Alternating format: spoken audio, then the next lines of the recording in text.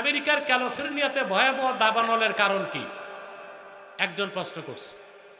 কোরআন হাদিস থেকে যুক্তি চাই। দেখেন, আল্লাহ কোরআনে বলেছেন, যাহারাল ফাসাদু ফিল বাররি ওয়াল বাহরি বিমা কাসাবাত আইদিন নাস।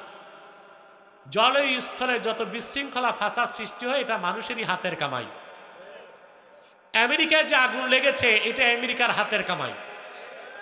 ওরা লিবিয়াতে মেরে আগুন জ্বালিয়েছে, আফগানিস্তানে 19 বছর বোমা নিক্ষেপ করে আগুন ধরিয়েছে, ওরা সন্ত্রাসী ইসরায়েলকে মদদ দিয়ে ফিলিস্তিনে 1 বছর যাবৎ মুসলমানদের ঘরে আগুন ধরিয়েছে, ওরা বাগদাদে ইরাকে হামলা করে আগুন জ্বালিয়েছে, ওরা সিরিয়াতে হামলা করে আগুন জ্বালিয়েছে। 50 বছরে যত মুসলমানদের যত দেশে আগুন ধরিয়েছে, আল্লাহ তাআলা ক্যালিফোর্নিয়াতে 100 গুণ শক্তি বাড়ায়া সে আগুন ধরায় দিছে। এই কয়েকদিনে ওদের 1.5 লক্ষ বাড়ি পুড়ে ছাই।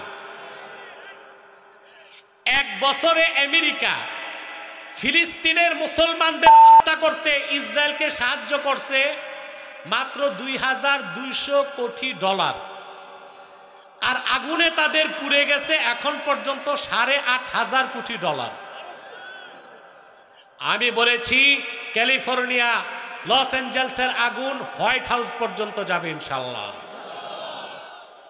আমেরিকার বাঁচার একটাই উপায়, ইসরায়েলকে ডিলিট করতে হবে, ফিলিস্তিনকে স্বাধীন করতে হবে, মুসলমানদের কাছে ক্ষমা চাইতে হবে, নতুবা আগুন দেখছে কি এর চেয়ে বড় বড় আগুন আসতেছে ইনশাআল্লাহ।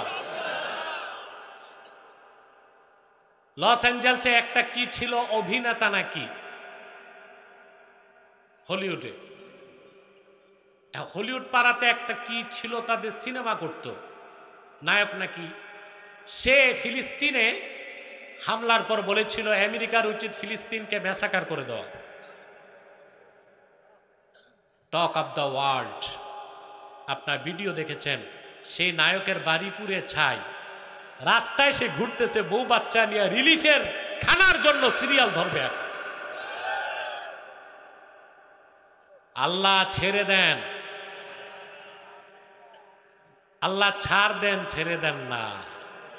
ইন্না বাতশা রাব্বিকা লাশাদীদ, আল্লাহর পাকড়াও অত্যন্ত মজবুত।